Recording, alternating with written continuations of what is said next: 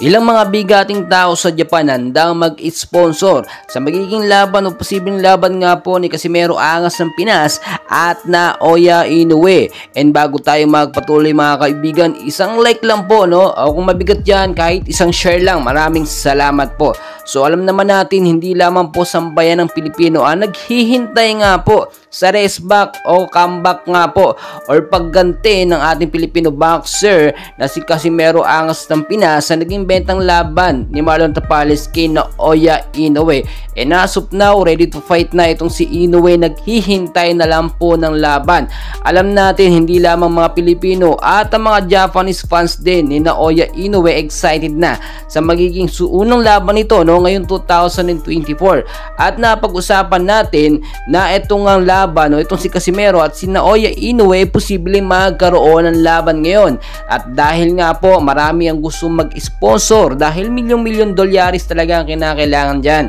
At nasa pag-uusap na lang yan magkabilang panig na boxing promoter. Alam naman natin, nagbigay na ng hint itong si Casimero Angas ng Pinas sa kanyang FB page at sinabi niya, "See you soon Inoue, magkakaharap din po tayo." At nakita nyo sa mga daily post nga po ni Casimero Angas ng Pinas, no, may mga hint doon na pinapakita niya na gusto niyang makakalaban itong si Naoya. Hindi naman lingid sa inyong kaalaman mga kaibigan na dapat si Casimero Angas ng Pinas ang makakalaban nga po ni Naoya Inoue instead of Marlon Tapales. At dahil nga po sa hindi pagkakasunduan nito nga pong Manny Pacquiao boxing promoter, no, at si Casimero Angas ng Pinas, siniraan nila at umalis si Angas dito sa MP, ay si Marlon Tapales po tuloy ang nailaban. Well, alam naman natin, apot kamay na talaga ni Casimero ang gusto niyang laban dito kay Inoue. At bukod pa po dyan, alam nyo po ba, nabigatin o ilang mga kilalang personalidad sa Japan ang posibleng mag-sponsor. Hindi lamang doon, no,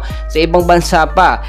Sa Amerika, posible din mag-sponsor. Yung sinasabi nga natin mga bigating kumpanya dyan para lamang matuloy ang laban. So ano yung magiging benefits ng mga sikat na kumpanya, no, mga bigating tao at mag-i-sponsor sa dito? Yung pusta po, no, times 3 o times 2 ang babalik po sa kanila kahit po mag-invest sila ng milyon dito sa laban ni Casimero at Naoya Inoue. Well mga kaibigan, naabangan talaga natin dahil ngayon pa lamang todo practice na magkabilang kampo, Naoya Inoue at Casimero Cuadro Alas. And please huwag niyong kalimutan naman mag-like and subscribe bilang suporta. Maraming salamat.